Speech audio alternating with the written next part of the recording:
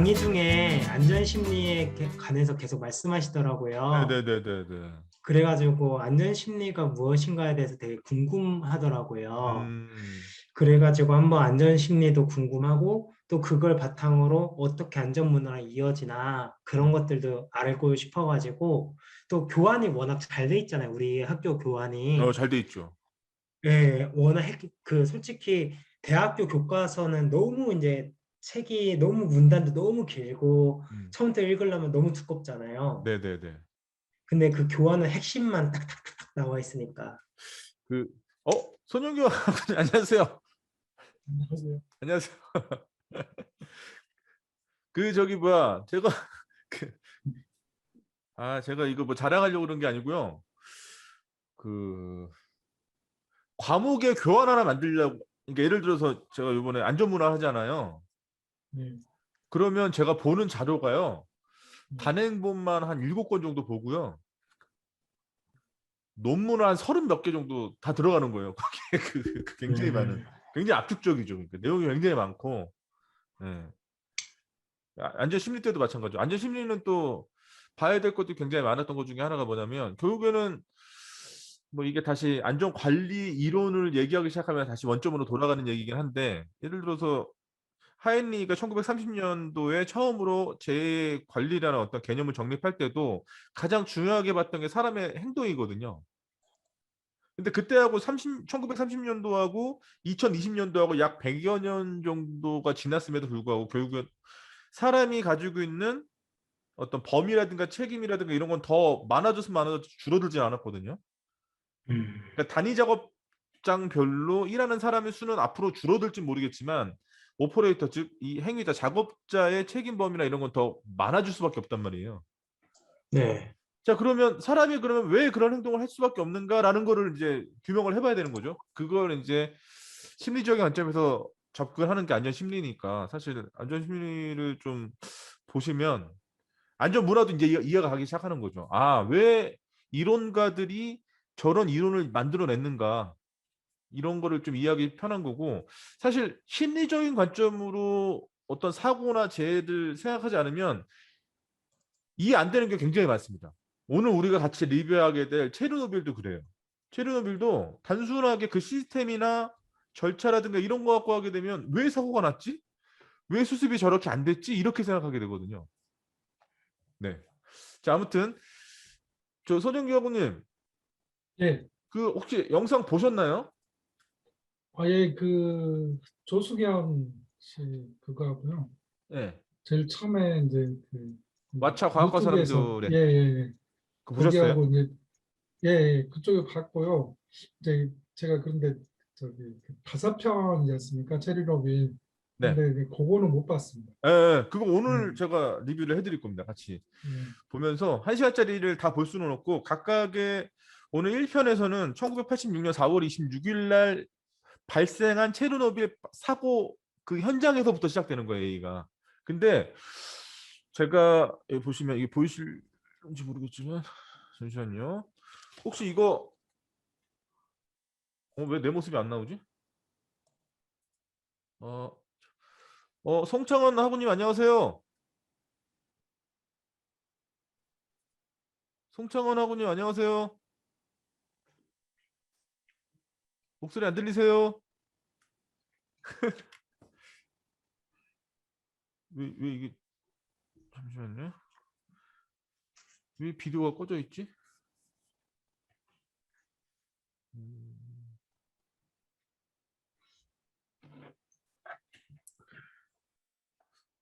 제 모습이 안 나오네요. 이거 보여드리려고 했는데. 참. 아무튼 이따 다시 나오면 보여드리도록 하고요. 안전문화 얘기할 때 체르노빌을 얘기 안 하고 안전문화를 얘기를 할 수가 없죠. 체르노빌 조사 과정에서부터 시작된 개념이기도 하고, 그러니까 사실 따지고 보면 조직 사고에 있어서 가장 처음으로 대두되기 시작한 게 사실 원자력 발전 이쪽 분야에서부터 시작된 거고요. 자, 그러려면 우리가 원자력 발전이 도대체 어떻게 돌아가는지에 대해서 좀 알아야 될 것 같아요. 혹시 마차 과학과 사람들 보셨으면 아시겠지만, 그 관련된 내용들 보면 원자력 발전이 우리가 흔히들 알고 있는 원자력 발전이라고 하면 그 우라늄을 어떻게 구워 삶으면 이제 뭔가 될 거다 이렇게 생각하는데 그게 아니라 그 저기 손영교 아버님 보셨죠? 그 관련된 예, 내용. 예, 예. 예. 결국에는 그 물을 끓여가지고 뭐 그렇죠. 터빈 돌리고, 그렇죠. 예, 물을 거기에서 끓여내기 위해서 전기, 증기를 만들어내기 예, 위한 작용을 하는 게 이제 우라늄을 갖고 하는 예, 것이고 우라늄의 어떤 질량 확보를 하기 위해서 감속제라는 게 중요한 거고요. 예, 예, 근데 뭐 감속제, 예, 감속제 뭐 이런 그런 예. 내용들이 나오고 그거 체르노빌은 간단하게 흑연을, 예, 네네. 그리고 이제 체르노빌은 흑연을 써가지고 이제 감속제를 써가지고 그게 이제 특이 해가지고, 예. 예, 그 감속제 끝에 붕소가 있었고 붕소 끝에 흑연이 있었고 그러니까 나중에 이제 5편까지 다 우리가 리뷰해 보면 알게 되겠지만 실제 이 소련이라는 이 사회에서 흑연이라는 존재 자체 그거 자체를 끝까지 숨기고 있었습니다. 그래서 조사하는 과정에서 안 드러났던 거예요. 그러니까 이제 우왕좌왕하게 되고 골든타임 다 놓치고 사람들이 피해는 계속적으로 올라가고 막 이런 게 됐었던 거고 그 중심에는 사람의 이기적인 어떤 행동들 이런 것들이 막 나오기 시작하는데 그래서 안전 무난하게 되게 중요한 거라는 얘기를 하고요. 그러면 간단하게 원자력 발전에서부터 시작된 개념이기 때문에 그러면 이걸 한번 보도록 할게요. 원자력 발전이 간단하게 뭔지 그걸 좀 봐야 이제 우리가 관련된 내용들을 좀 이해할 수 있을 것 같아요. 볼게요. 잠시만요.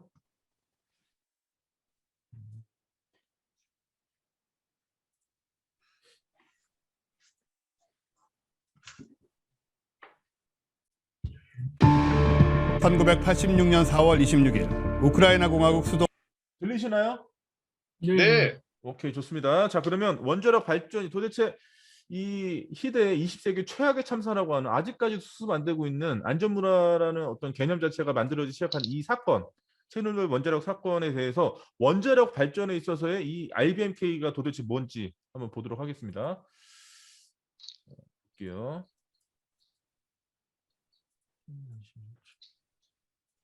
일단은 그것부터 조금 설명을 들으면 좋을 것 같아요. 그러니까 그 이제 이 RBMK를 원자로 설명을 드리려면 딱 요것만 설명하면은 그냥 이해가 안 되고 그 원전을 운영하기 위해서는 발전을 하기 위해서는 뭐가 필요하냐면은 이제 우라늄 235가 터지는 그 핵이 분열되는 원리는 중성자가 우라늄에 부딪혔을 때 어떤 중성자가 와서 우라늄에 부딪히면 우라늄 235는 이렇게 다른 두 가지 핵으로 갈라지면서 약간의 미세한 질량이 없어지면서 그 질량이 에너지로 바뀌는 거예요. 이는 MC의 제곱. 네. 그러면 이것이 이제 계속적으로 반응을 일으키려고 그러면은 두 가지가 필요해요. 뭐냐면은 이게 핵 분열이라면 중성자가 나오는데 걔가 또 다른 우라늄을 때리고 이거 다른 우라늄을 때리고 연쇄 반응을 일으켜야 되는데 그게 너무 빨리 일어나면 폭탄이 되는 거고 그걸 안정적으로 하면 발전소가 되는데 그러니까 중성자가 요 놈이 이제 처음에 우라늄이 깨져가지고 나온 중성자는 속도가 굉장히 빨라요. 속도가 굉장히 빨라갖고 그걸 그대로 다음 옆에 가 있는 우라늄을 깨봐야 이게 핵분열이 잘 안 돼요. 아, 그래요? 그러니까 이게 속도를 우라늄의 중성자의 속도를 떨어뜨려줘야 돼요. 근데 이게 우리가 그냥 직관적으로 생각하기에 그냥 현실 세계를 감이 안 오죠. 생각해보면 더 빠르면 더 잘 깨질 것 같은 그렇죠. 느낌이 들거든요. 예, 힘이 세면 잘 깨질 것 같은데 이 핵의 세계는 오히려 우리 지상 세계하고 반대예요. 이게 속도가 너무 빠르면 그냥 확 지나가고 이 우라늄 235를 우리 당구 치세요? 몇 치세요? 당구는 이제 그냥 짜장면 먹으러. 네. 너무 세게 치면 그냥 날아가 버리죠, 공이. 세게 치면 실패할 확률이 안 맞을 확률이 높은 거죠. 그러니까 이제 중성자 속도가 느려지면 이 우라늄 235를 칠 확률이 높아지죠. 그래서 이걸 감속이라고 해요. 속도를 줄여준다. 그래서 감속제가 있어야 돼요. 그 다음에 이제 냉각제가 있어요. 냉각제는 열이 발생하니까 이제 그 열을 뽑아내야 되죠. 그 열은 그 냉각제는 결국은 이제 아까 말한 터빈 돌리는 데 쓰이는 물이라고 보시면 돼요. 그래서 이제 두 가지가 필요한데 이 RBMK 원자로는 그 감속제와 흑연을 써요. 그러니까 중성자가 흑연이라고 하면 탄소 아닙니까? 탄소에 가서 부딪혀와 속도가 줄어서 핵반응을 일으키고 그 다음에 발생된 거는 열은 물을 끓여서 증기로 아까 돌리는 거 그건 똑같아요. 단 이런 형태의 원자로는 서방 국가에는 없었다는 거예요. 그런데 그것이 이 사고의 엄청난 원인이 됐다는 것을 자, 보셨죠? 네. 여기까지 이제 그러면 체르노빌 원전 사고가 일어났는데 이때 당시에 체르노빌이라고 하는 그러니까 그때 당시에 원자력 발전소의 형식은 RBMK라고 하는 거였고 기존에 우리가 알고 있는 경수로하고는 형식이 다르다. 다른 서방 국가나 모든 국가에서도 보면 이런 RBMK 방식의 이런 발전소를 사용하지 않았다. 그렇기 때문에 실제 초기 대응할 때 일단 첫 번째로 보면 재해가 일어날 때도 패턴은 비슷한 것 같아요. 그게 이제 원자력 발전이 아니더라도 결국은 이런 피해자들이 왜 재해를 입는가라는 부분들을 한번 생각해 보면 하나의 요인으로 좀 귀결된다고 볼 수가 있는데 그 재해가 일어나는 동인이 되는 그 정보를 모를 때 사람들은 재해를 입게 되는 거거든요, 사실은.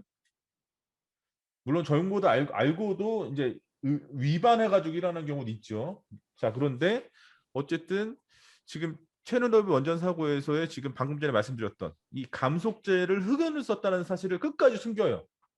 예, 과학자들도 총 동원해가지고 이걸 수습하려고 여러 가지 백방으로 뛰어다녔지만 그걸 숨깁니다. 그런 내용들은 우리가 이제 오늘부터 1편에서 5편까지 쭉 다 리뷰를 할 텐데 리뷰를 하는 그 과정에서 중간중간에 제가 왜 이 사람들이 이런 행동을 할 수밖에 없었는지에 대해서는 말씀을 드리도록 할게요. 자, 좋습니다. 자, 그러면 체르노빌 1편부터 한번 가보도록 할게요. 1편에서 가장 중요한 거는 체르노빌 원전 사고가 1986년에 있지 않았습니까? 1986년은 전 세계적으로 봤을 때 20세기에 있어서 정말 중요한 해 중에 하나라고 생각이 들거든요. 자, 왜 그러냐? 86년에 중요한 중대 사고가 두 개가 일어납니다. 그 하나는 방금 전에 우리가 얘기하고 있는 1986년 4월 26일 날 일어난 체르노빌 원전 사고가 있고요. 또 하나 사고 혹시 알고 계신 거 있으신가요? 86년에 있었던 사고 중에서? 아무거나 막 대셔도 됩니다. 혹시 챌린저 폭발 사고 아세요? 아, 예, 예, 예. 네, 챌린저 폭발 사고가 네. 86년 1월에 일어납니다. 그러니까 그때 당시에 미국이 어쨌든 패권을 계속적으로 유지하기 위해서 그리고 나사라는 조직 자체가 지속적으로 의회에 그 예산을 계속적으로 안정적으로 받기 위해서 이벤트를 하나 벌이죠. 어떤 이벤트를 벌이냐? 아, 앞으로 우리는 민간인을 우주에 보낼 것이다. 앞으로 우주 여행 시대가 도래할 것이고 그걸 우리가 나사가 만들겠다라고 선언을 해버리죠. 그러면서 여러 가지 실험이라든가 이런 것들을 계속 반복하는데 좀 실패해요. 마지막 어떤 그 프로젝트를 이행하는 데 있어서 마지막 그 시간이 86년 1월에 있었던 그런 시간이었고 그게 여러 가지 위험 요인이 보고됐음에도 불구하고 멈추지 못했던 이유 자체는 뭐냐면 정치적인 이유도 있었고 나사라는 조직 자체가 너무 관료화된 부분도 있었고 오늘날 우리나라의 산업 구조에서 보는 것 같이 원천과 하천 간의 관계에서의 어떤 미묘한 이런 것들도 많았어요. 자, 여기까지 일단 하고 오늘은 주제는 이제 체르노빌이니까요. 자, 체르노빌 사고에서 86년 4월 달에 있었던 이 사고를 보면 여러 가지 불완전한 요소들이 많이 눈에 보입니다. 그 중에 하나가 일단은 작업장에서 산업안전보건법에서도 그렇죠. 근로자를 직접 지휘 감독하고 생산과 관련된 일을 하는 사람을 누구라고 합니까 우리가? 산업안전보건법에서 관리 감독자라고 합니다. 관리 감독자. 네, 관리 감독자의 역할이 그래서 굉장히 중요하다고 얘기를 많이 하는데 실제 우리가 1편을 오늘 리뷰하면서 보면 디아틀로프라고 하는 이 관리 감독자가 하는 행위를 한번 좀 중점적으로 봐보세요. 제가 오늘 그거 위주로도 좀 보여드릴 생각인데요. 그걸 딱 보시면서 아 이게 실제 조직에서 어떤 내란, 외란이 이렇게 일어났을 때 트러블이 발생했을 때 그 조직의 수장이라고 할 수 있는 그 단위 조직별에서의 관리 감독자가 어떻게 하느냐에 따라서 이 트러블 자체가 확산될 수도 있고 초기에 진압될 수도 있고 이런 것들을 좀 우리가 알 수 있을 것 같아요. 자, 한번 보도록 하겠습니다. 일단 첫 번째 볼 거 폭발되는 그 순간부터 시작해가지고 관리 감독자가 어떻게 대응하고 있는지 그 부분들을 한번 보도록 할게요. 잠시만요.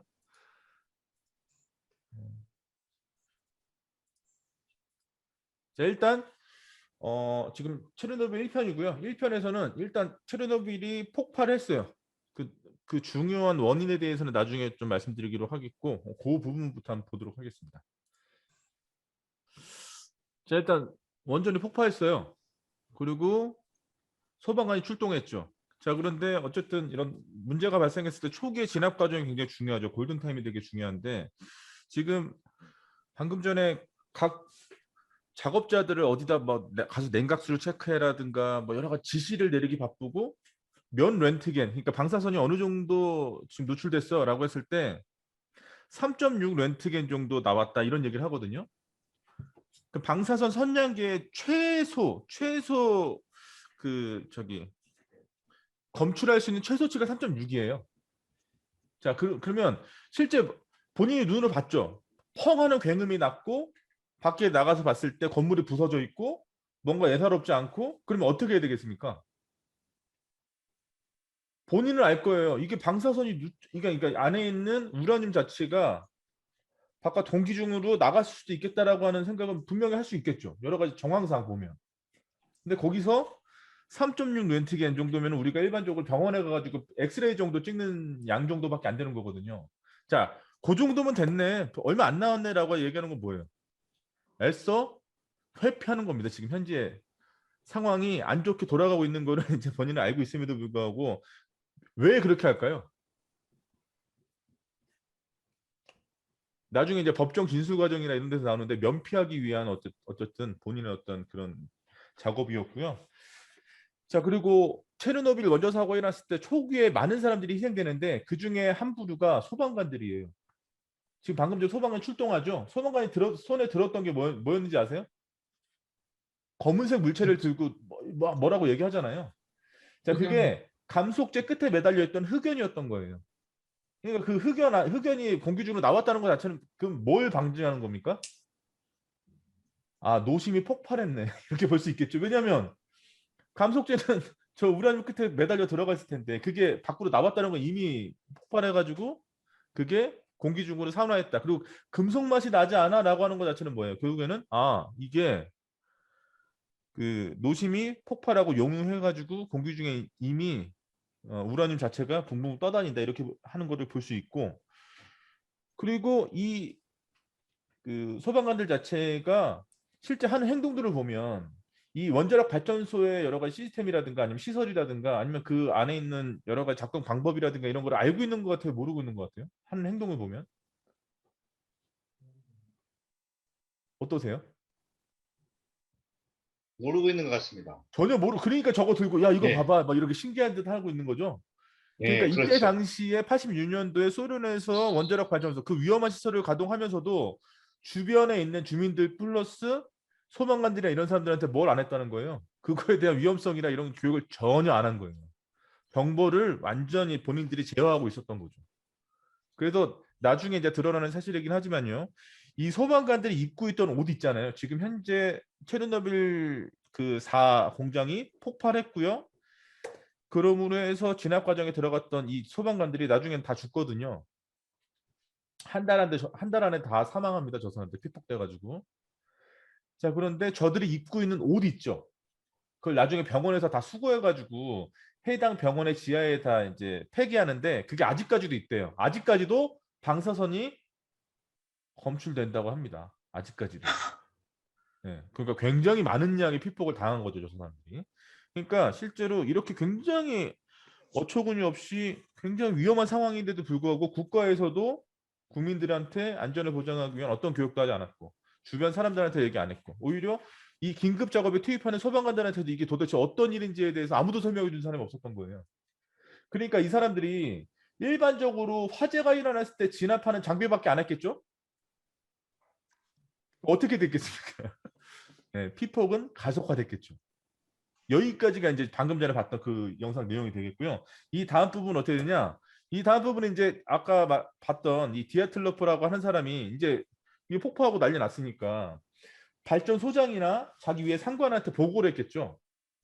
그 사람들이 이 사고가 1980년 4월 26일 날 1시 23분에 일어났으니까요. 이제 1시 40분 이쯤 돼가지고 발전소장이나 이런 관계자들이 이제 소집되겠죠. 네, 그 내용을 한번 보도록 하겠습니다. 그 실제 얘네들이 어떤 식으로 이걸 하는지 볼게요. 17분 40분. 자, 아까 관리감독자였던 그 디아틀로프가 그렇게 회피를 했어요. 이제 보고를 했어요. 근데 그 위에 있는 사람들은 어떤가요? 대응하는 태도가. 예를 들어서 이렇게 큰 사고가 일어났어요. 제가 이렇게 크게 났단 말이에요. 건물이 부서지고 뭐 난리가 났잖아요. 지금 현재. 자, 그러면 원래대로 따지면 어떻게 될까요? 사고 조사가 굉장히 중요하지 않겠습니까? 지금 현재 이게 왜 일어났는지에 대한 근본 원인을 찾는 게 먼저지. 보고만 듣고 확인도 안 하고 그렇구나. 별량 아니네. 그럼 빨리 해. 야, 그리고 내가 무슨 잘못이 있어? 네가 잘못한 거지. 난 잘못이 없지. 라고 하는 그런 식으로 회피할, 그러니까 조직적으로 다 그 사람들이 그런 어떤 성향이라든가 이런 거에 빠져 있었던 거죠. 예. 그러니까 집단적으로, 그러니까 안전문화로서 여러 가지를 막 얘기하는 거야. 한두 사람의 일탈이라든가 잘못된 생각에 의해서 이렇게 된 게 아니라 집단적으로 다 그런 생각을 가지고 있었다. 책임 위치에 있는 사람들이 자체가 수습하려고 대응하려고 하는 어떤 조치도 하지 않았다. 그런 얘기를 하고 있고요. 그 다음에 주민들이 어떤 다리 위에서 우리가 이 동서양을 막론하고 불구경이 이렇게 재밌었다고 하는 걸 우리 또 보게 되죠. 사람들 불구경을 하고 있습니다. 저런 뻔한 거. 나중에 저게 죽음의 다리로 불리고요. 저 위에서 구경하고 있던 사람들 다 죽습니다. 예. 저 뛰어노는 아이들, 그 젊은 부부들, 갓난아기들 이런 애들 다 죽거든요. 피폭돼가지고. 머리 위에 떨어지는 검은 가루들 이런 것들이 다 결국 흑역가루하고 노심에서 다 튀어나오는 그 방사능이에요. 전부 다 직접 피폭돼서 다 죽거든요. 저 사람들이. 예. 이걸 보면서 우리가 뭘 알 수 있을까요? 제가 이 전 장면, 전 씬에서도 말씀드렸지만, 아, 철저하게 정보를 제어하고 있었다. 전혀 모르고 있었다. 원자력 발전소 주변에 사는데도 불구하고 이 원자력 발전소의 위험성에 대해서 아무도 모르고 있었던 거예요. 그렇게 하다 보니까 나가서 구경하다 다 죽는 거죠, 저 사람들. 저 어린 애들, 뛰어노는 어린 애들부터 시작해가지고 전부 다 죽고. 그리고 그 고위험 산업군인, 원자력 발전소에서 근무하는 대부분의 책임 있는 사람들 자체 또 문제의 원인 규명이라든가 사고 조사에 대한 착수 이런 것들 생각하지 고려하지도 않고 있었고 면피하기 바쁜 거죠. 그러니까 작업자들 앞에서 그 별거 아니야. 내려가서 확인해. 뭐 이런 식으로 끝내버리고 마는 것이고, 그리고 발전소장이나 기술부장이라고 하는 앞선 두 사람들도 그냥 그렇게 보고한 사항에 만족하고 의심을 전혀 안 하는 거예요. 우리가 안전문화에서 제가 말씀드렸던 뭐 그런 부분, 지속적인 불안감을 갖고 정당하게 불안하기 위해서는 여러 가지 정보에 입각해서 우리가 판단할 줄 알아야 된다 그러는데 정보를 찾으려는 행위 자체도 안 하는 거죠, 이 사람들이 현재. 그러니까 큰 참사가 일어날 수밖에 없는 여러 가지 구조적인 프로세스를 지금 하나씩 밟고 있는 겁니다, 지금. 자, 여기까지 봤고요. 이 다음에 이제 자, 그러면 만약에 제대로 된 어떤 이 조직 체계였으면 문제가 발생했어요. 사고 조사를 해야 돼. 왜 이렇게 됐는지. 그래서 이 위험성에 대해서 우리가 알아야 될 거 아닙니까? 근데 얘네들은 얼마나 무책임하게 뭘 하냐면 사실 이게 체르노빌 이 원자로가 폭발했던 것 중에 하나 자체가 뭐냐면요. 이 안전 시험을 하는 데 있어서 실제로 오퍼레이터들이 이거를 안 해본 사람들이 한 거예요. 이 절차를 모르는 사람들이 한 거죠. 관리 감독자는 그거 알면서도 그냥 계속 시킨 거예요. 자기가 어떻게 성과를 내기 위해서. 그래야 자기가 승진을 할 수 있고, 그러니까 나중에 보면 5편은 이제 그런 부분들이 좀 나오기 시작하는데요. 어쨌든 근데 이렇게 큰 사고가 발생했음에도 불구하고 교대자들을 다 집합시킵니다. 이제 그런 장면부터 다시 한번 보도록 할게요. 그래서 피해자 수가 완전히 기하급수적으로 엄청나게 늘어나는 그런 장면이 나오는데요. 보도록 하겠습니다. 자, 어떠세요? 이거 패턴이 좀 뭔가 이런 류의 사건들, 이런 류의 역사적인 사건들하고 패턴이 비슷한 것 같지 않으세요? 문제가 발생했어. 조기 진압해야 되는데 그거 안 해. 사고조사 이런 거 필요 없어. 원인 규명 이런 거 중요하지 않아. 일단 정보의 확산을 막아야 돼. 전화선 끊어, 사람 못 나가게 해. 안 그래도 정보가 규제되어 있었는데 더 제어를 하는 거죠. 그러면서 일을 계속 키워나가는 거죠. 예. 그러니까 실제 이게 보면 우리나라 따졌을 때 NSC 같은 거잖아요. 국가안전보장회의 같은 게 열린 거예요. 지하 벙커에서. 그런데 대부분 다 뭐라 그럽니까? 민족의 우리 국가의 뭐 영광을 위해서 어쩌고저쩌고 이상한 소리 해대죠. 자, 저급한 안전문화 조직에서의 전형적인 특징이 나오는데요. 이 일을 제기하는 사람은 어떻게 대합니까, 여기서? 여기서 어떤 관리가 그렇게 얘기를 하잖아요. 야, 공기에서 이상한 빛이 나, 금속 맛이 나, 사람들 구토하고 있고 화상을 입었어. 일반적인 화재로서 저렇게 될 수가 없는데 뭐가 문제인 거야? 야, 네가 지금 우리한테 보고 있는 상황 자체가 이상해. 일반적이지 않아. 조금의 지식만 있어도 우리 이건 충분히 알 수 있는 건데 왜 그런 것까지 감안해서 조사를 안 해? 이렇게 얘기하니까 뭐라 그럽니까? 아, 그런 거 아니라고. 지금 그리고 그런 거 중요하지 않다고. 오히려 지금 우리가 문제를 조기에 진압한다고 경찰을 투입하고 그러면 나머지 인민들이 불안해할 거라고. 그런 건 전혀 좋은 게 아니라고.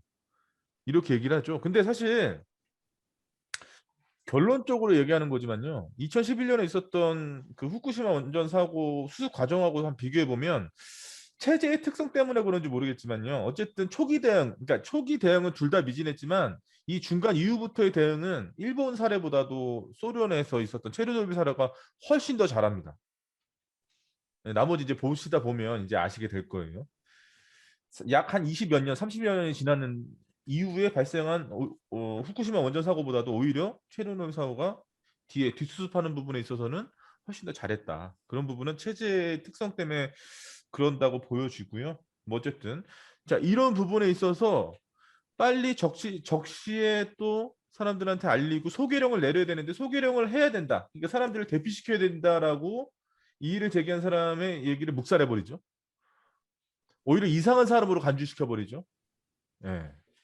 전형적인 하급 조직 문화를 가지고 있는 조직의 특징이라고 할 수 있겠습니다. 자, 그럼 대응은 언제부터 시작하는가? 이게 벌써 1시간짜리인데요. 40분, 45분 넘어가려고 하는 이 순간까지 아직 아무도 대응 안 하죠. 이제 이 다음 단계에서 이제 대응하기 시작하는데, 이 편에서 보면 이제 그 고르바초프부터 시작해가지고 국가에서 실제 책임 있는 사람들, 기업의 조직으로 따지면 최고 경영자부터 이제 나서서 뭔가를 하기 시작하는데 그때도 미진한 부분이 굉장히 많이 보입니다. 일단. 근데 어쨌든 1편에는 아직 거기까지 가지도 않은 거예요. 5편짜리인데도요. 이제 문제가 발생했고 처음에 수습할 수 있는 시간이 있었음에도 불구하고 문제를 덮기 바쁘고 이런 상황이 존재하는 것이고 내부적으로 병원에 있었던 관계자들이나 이런 사람들, 그러니까 실제 체르노빌 원전 사고가 있고 나서 직접적으로 피해를 입은 사람들이 여러 가지 유형들이 있는데 첫 번째는 소방관들이었고요. 직접 이제 그거를 수습하려고 들어갔던 소방관들이 직접 피해를 많이 받고 주변에 있던 주민들 그리고 그들을 치료했던 의료진들이 피해를 많이 받습니다. 근데 처음에 대응하기 시작하는 것도 의료진부터 시작되기 시작하거든요. 네, 그런 부분 보도록 하겠습니다. 51분.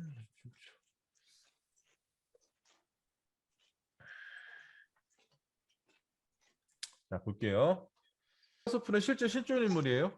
실제 이 체르노빌 원전 사고가 일어났을 때 초기 대응 이후의 과정에서 이제 수습하는 데 직접적으로 참여해서 최선을 다했었던 분이고, 체르노빌 원전 사고가 일어난 이 1년에 이 참사가 일어나는 과정을 나중에 이제 서방 세계에 직접적으로 증언함으로 해가지고 이게 이제 세상에 알려지는 계기가 되는 어떤 그런 단초를 제공했던 인물이고, 나중에 자살합니다. 네, 어느 정도 수습하고 나서.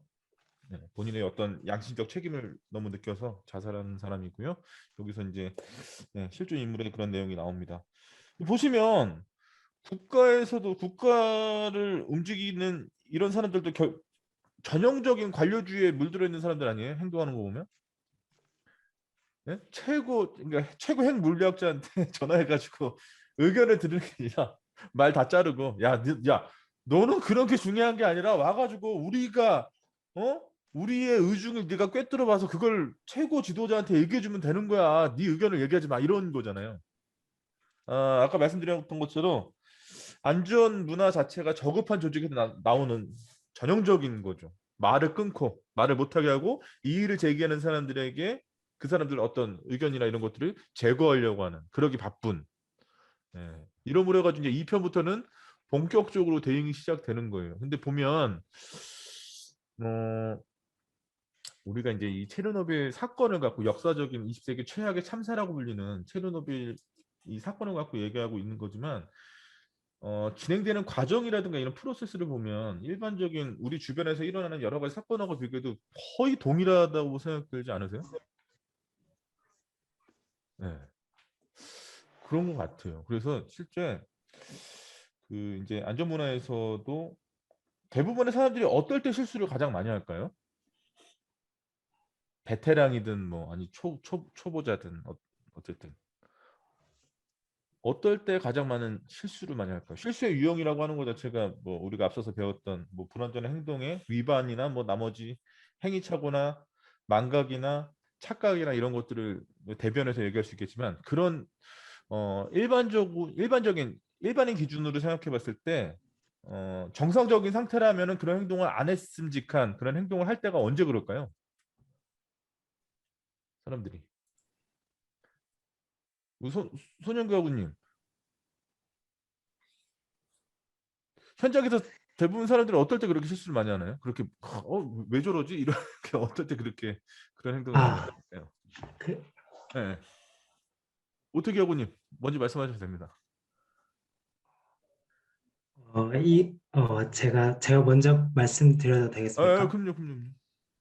그 패닉 현상이라고, 음, 어, 그 일반 시민들도 마찬가지인데, 네. 갑자기 어떠한 사건이 뻥 터져버리면은, 음, 아무리 똑똑한 사람이라 해도 아시다시피 되게 멍청해지잖아요. 되게 네, 네, 초등학생 이하의 수준으로 이렇게 딱 돌아가고, 네.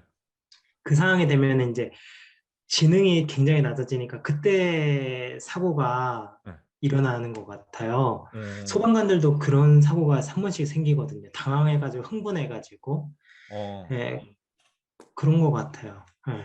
패닉 때 패닉 그러니까 본인이 한 번도 겪어보지 못했던 그런 쇼크가 너무 크게 와버리면 그 상황에서 이거 예, 어떻게 해야 예, 될지 어, 마음이 흥분해 버려가지고 그러니까 대응하려고 하는 것조차도 생각 못하는 상태로 빠져버린다는 거죠.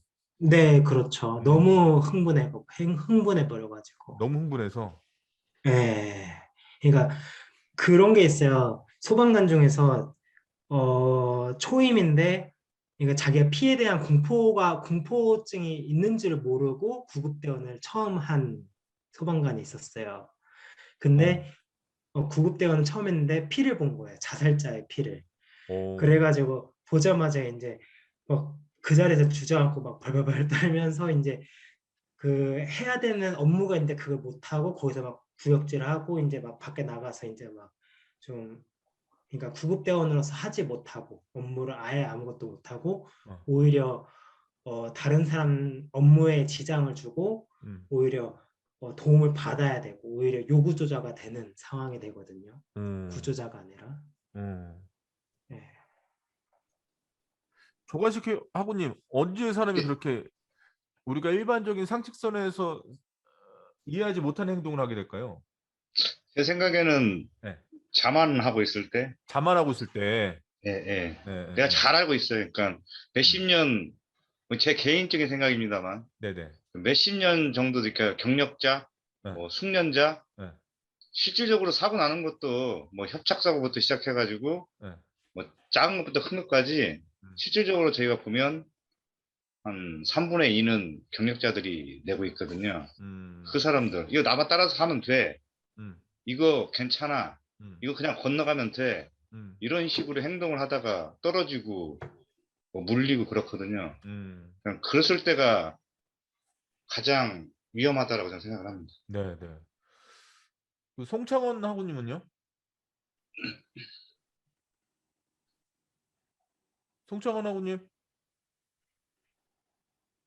안 들리시나? 손영규 하고님은 어떻게 생각하세요? 실제 현장에서 이제 경험이 많으시니까 어떨 때 저번에 비슷한 질문 드리긴 했었는데 이제 우리가 체르노빌도 봤으니까 1편 핵심 리뷰를 봤으니까 보고 나서 왜 사람들이 저렇게 행동하는 것인지.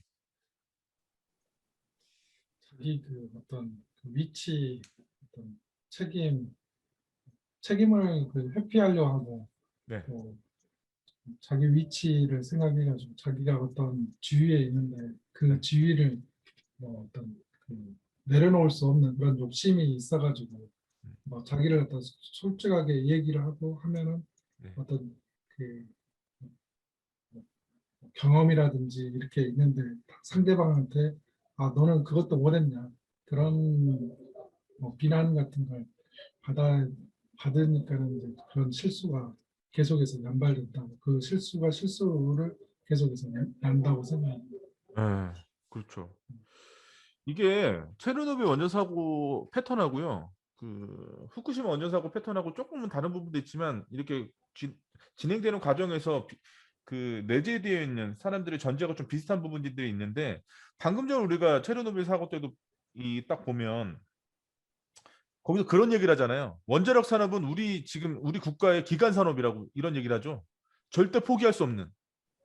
그러니까 이때 당시에 80년대 그래서 제가 지난번에 조세현 작가의 그 역사적 맥락을 좀 봐야 된다고 했던 것 자체가 뭐냐. 86년에 이 체르노빌 원전 사고가 끔찍한 참사가 일어났을 이 당시의 역사적 맥락을 좀 이해해야 얘네 죄송합니다. 이 사람들의 행동이 이해가기 시작하는데 80년대 중반이면 한창 패권 경쟁을 하고 있을 때잖아요. 미국이랑 소련이랑. 절대 놓지 못하는 게 몇 가지가 있었습니다. 그래서 86년 1월에 나사에서 저질렀던 그 챌린저 폭발 사고 같은 경우는 우주 산업에 있어서 우리가 전 세계 1등이라고 하는 걸 절대 놓치면 안 되는 거예요. 그때 당시에 나사가. 그러니까 여러 가지 결점이라는 게 보임에도 불구하고 강행했던 거였고, 체르노빌 같은 경우는 이제 이 핵 산업 자체가 우리가 전 세계 1등이야. 이거를 절대 놓칠 수는 없는 거예요. 그러니까 실제 우리나라에서 이렇게 큰 사고가 일어났다는 거를 인정할 수가 없는 거죠.